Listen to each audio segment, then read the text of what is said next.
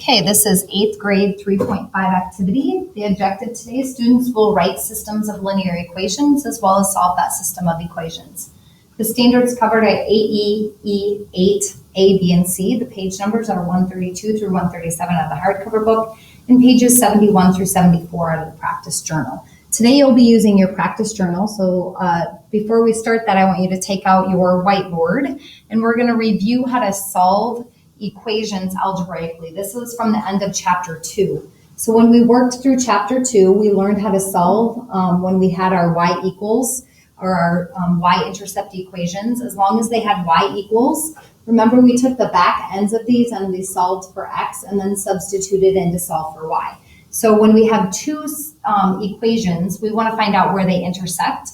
Sometimes it's logical to graph, and we'll learn that in the activity today. And sometimes it's not. So we need to remember how to solve equations algebraically also. So remember, my visual cue for this is I used to kind of box around those.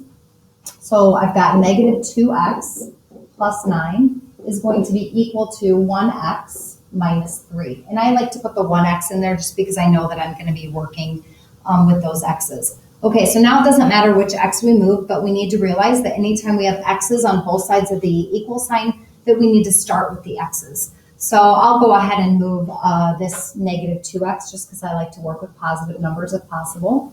So plus 2x. I now have 9 equals 1 plus 2 is 3x minus 3. Okay, so now we'll say plus 3 to get rid of this, plus 3.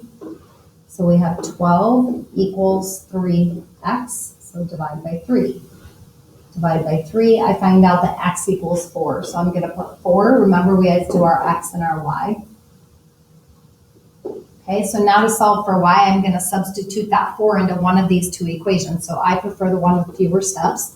So if I put a 4 there, y equals 4 minus 3, which is 1. So we just found out that our system, or our solution to our system of equations is 4, 1. If I were to graph those two lines would intersect at 4, 1, or over to 4 up to 1. Okay, so sometimes they give us where the y's are already isolated, and sometimes we have to do that isolation ourselves. So this was another form that we worked with. And here we already have y equals by itself here. But in this top equation, we have x plus y equals 10. So we're going to have to get rid of that x by subtracting 1x. Minus 1x. So now we've got our two y equals equations. So we're going to go ahead and write those out. So 2x plus 1 equals 10 minus 1x. So we'll subtract 1x minus 1x. And that's a minus sign. I don't know why it jumped like that. Okay, so 2 minus 1 gives me 1x plus 1 equals 10. So minus 1. Minus 1. And sorry, that should have been a plus 1x. So this should be a 3x. I was looking at that saying, that doesn't seem right. Okay, so now I've got 9 equals 3x. So divide by 3. Divide by 3. We find out that x equals 9 divided by 3, or 3. So now if I substitute in a 3 here, 1 times 3 is 3. 10 minus 3 gives me 7. So we find out that our xy solution is 3, 7. So that's working with systems of equations as we have in the past. Today what we're going to be doing is working with an actual scenario. So we're going to write our system of equations. So first of all, here's the scenario. It says Peak Valley Middle School has 1,200 students. The enrollment is decreasing by 30 students per year. So we're dropping 30 students every single year, so times x. Southern Tier Middle School has 500 students and its enrollment is increasing. So increasing, that's a plus 40 students per year. In how many years will the two schools have equal enrollments? So if we go through and we fill out our table here, we're just going to use the information that they have written up there. And for Peak Valley, it drops 30 students every single year. So it's going to drop 30, which would put us at And this is on page 71 of your book. I'm sorry, I forgot to have you open up to that. So you're filling this in as I fill it in. You have the same thing on page 71. Okay, so it's going to drop 30. So that would put us at 1170. And then 1140. And then 1110. And then we're at 1080. Minus 30 would be 1050. And then 1020. So I'm just subtracting off 30 every single time. 990, 960, 930, and then 900. Okay, so that's as far out. If we have to go further to find where they intersect, we'll do that after we do our next one. So then Southern Tier, we started out with 500 and we increased 40 students a year. So we've got 540 at the end of year one, 580, 620, plus 40 is going to give us 660. And then 700, 740, 780, 820, add another 40 would be 860, and then 900. So when working with systems of equation and a table, to find your answer or your solution to the problem, you needed to find where your y's were the same. So right here is where we have the same y's. So the same population or enrollment in the school would be 900 students at year 10, okay? So it says in how many years will the two schools have equal enrollments? Well, that would be 10 years. Okay, so that's working with the table. So now we're gonna go ahead and do the second part, and that's working with a graph as well as writing out our equations. Okay, so here's our graph, and I know my graph's really small, but you have the same graph in your book. So our equations, well, for Peak Valley, it dropped 30 students per year, and we started out with 1,200 students. So that's our y-intercept. Okay, so I know for sure that that's going to be there. That's where we're starting. And if I drop 30 students on this graph, it's really hard to drop 30 and go over 1 year. So maybe I could do multiples, maybe by, since the thing going up is going by hundreds, could I maybe do this to change it to it's dropping how many, if I could change that into hundreds, I'd have to take it times 10, which would take us over 10 years. So if I drop 300, it would put us down at 900, and over 10 is going to put us right there. Just because it's hard to do that 30, dropping 30. Okay, so then for Southern Tier, it is increasing 40. So positive 40x, and you don't have to have a positive there. Plus it originally started out at 500 students. So it started out at 500 students. And same thing, it's hard to go up 40 and over 1. So if I could get that into hundreds, well, I could take this times 10 to go up 400 and then over 10. So up 400 would put me at 900, over 10 is actually where we intersect. So I could draw my lines. If you draw your lines through, you can go ahead and do that in your book, but you can see once again that we intersect at 900 comma, or 10 comma 900. So 10 years to hit that enrollment of 900 students each.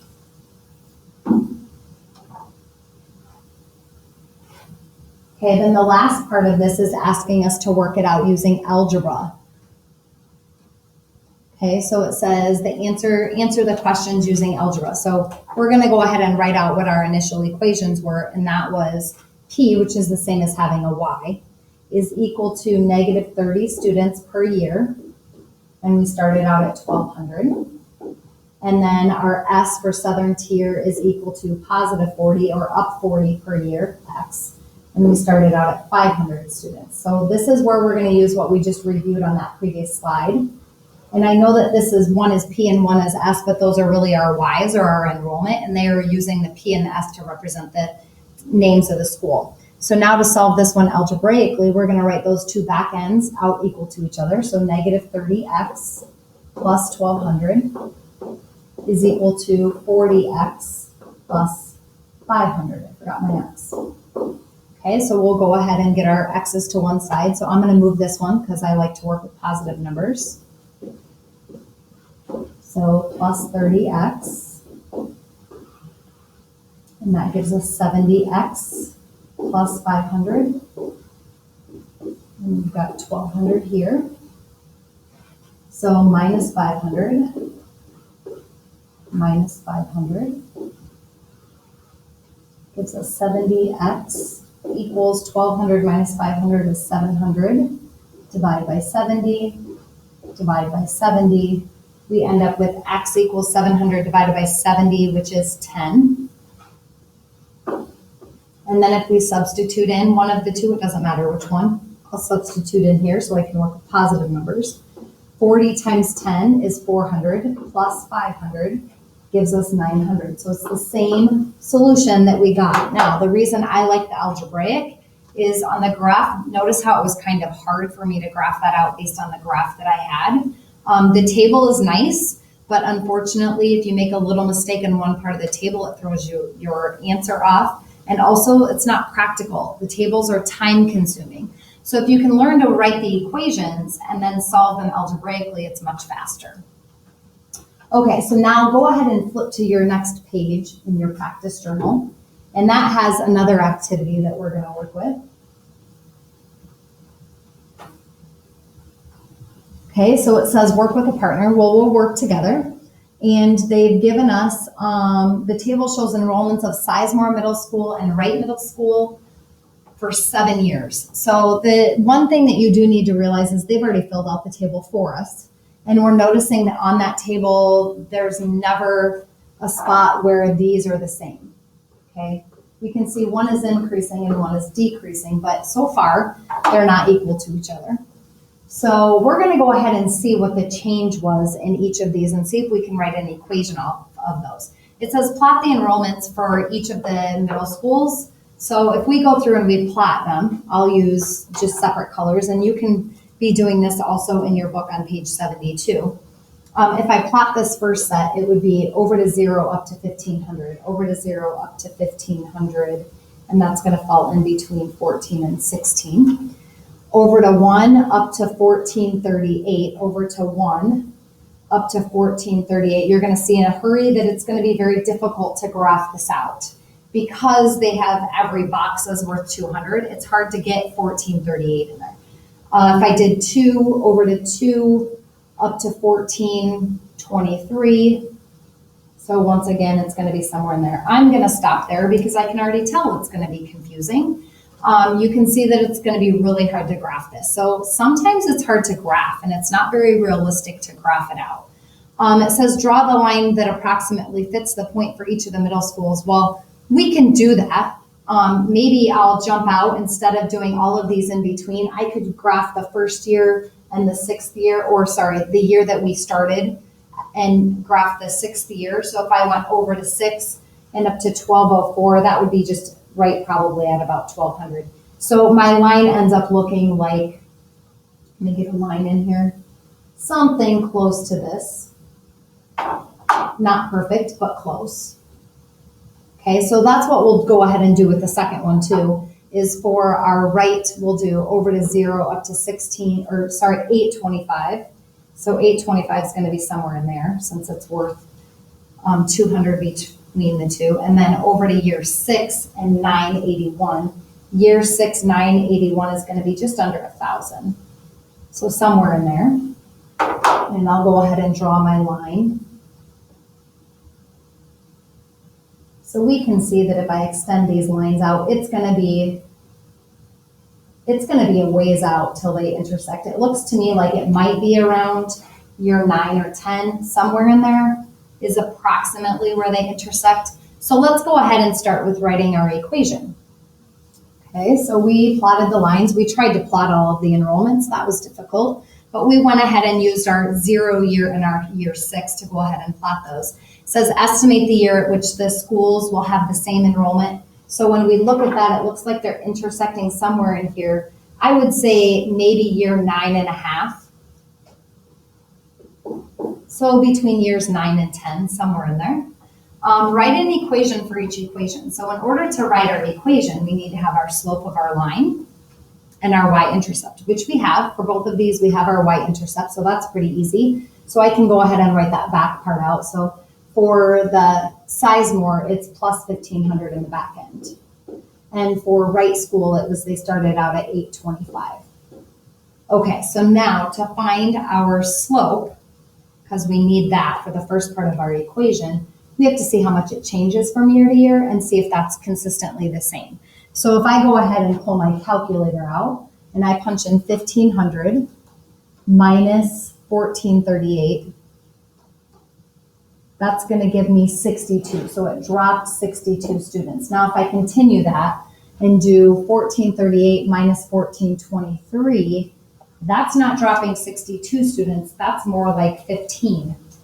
So we don't consistently have the same number of students dropping every year. So we're going to have to go ahead and do from year to year and subtract out. So if I do 1,423 minus 1,350, it's going to give me negative 73.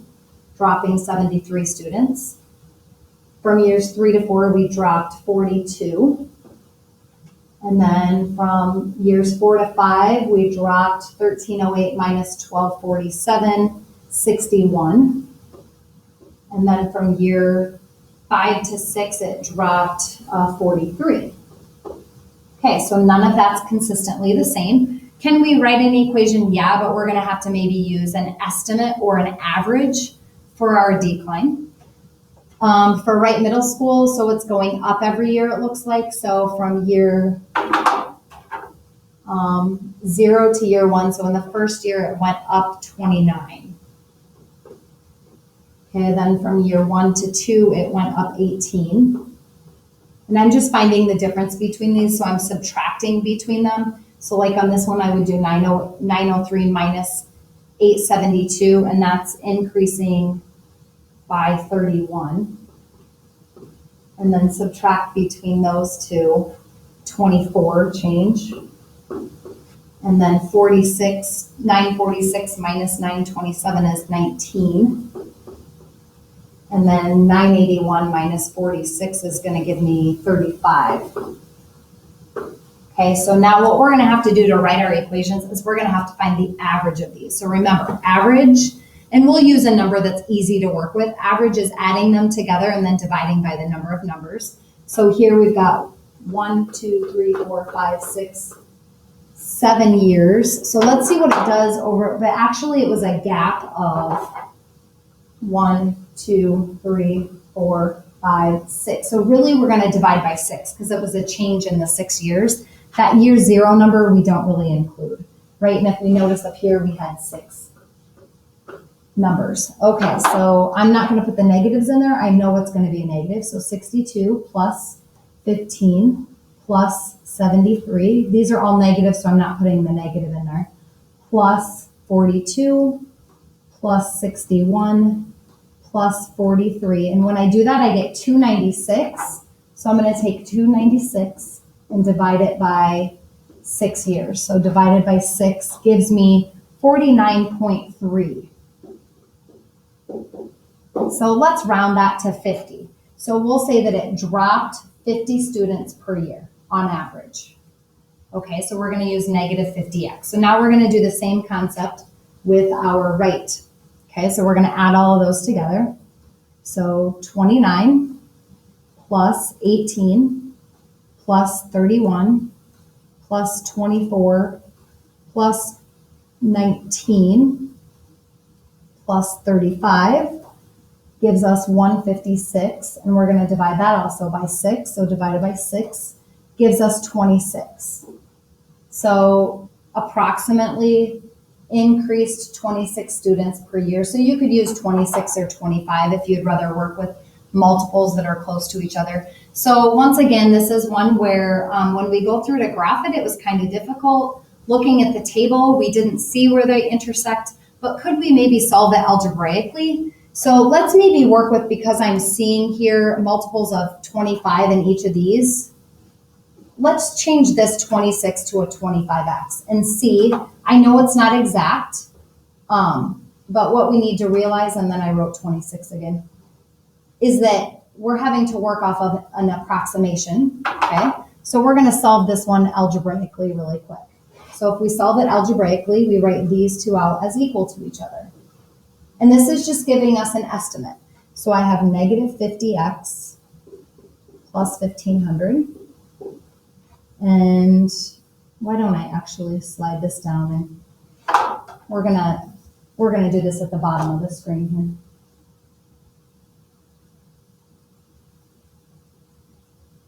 here. Okay, so negative 50x plus 1500 is equal to 25x plus 825. Okay, so I'm going to do plus 50x plus 50x gives me 75x plus 825. And back here I have 1500. So minus 825 minus 825. So when I go through and check that, 1500, and then I wrote 24. 1500 minus 825. 1500 minus 825 is going to give us 675 equals 75x. So now we'll divide by 75. Divide by 75. It gives us 9. So it looks like we're going to end up at 9. Now, if I wanted to figure out where the approximate, so it's about 9 years. And we said, what did we say? 9.5, a little over that. My lines might have been off. Okay, and then if we want to figure out after 9 years how many students they would have, we could take either of these equations. So I'll maybe use this one here. So I'm going to plug in a 9 where that x is. So 25 times 9 is going to give me 225 plus 825 is going to give us 1,050, whoops, and then I write the comma in the wrong spot, 1,050 students. Okay, and this is a more realistic scenario. There's not too many places that you would have the exact same enrollment change every single year. Some years you have kids move into a district and other kids move out. It's not always consistently going to be the same number of students. So this one was a more realistic real world scenario. Okay, so that's working system of equations with real world scenarios. Sometimes you'll notice, like we did in this second activity, that you're going to have to estimate out some numbers. Okay, so good luck with this, and we'll add on to it a little bit in the lesson for 3.5.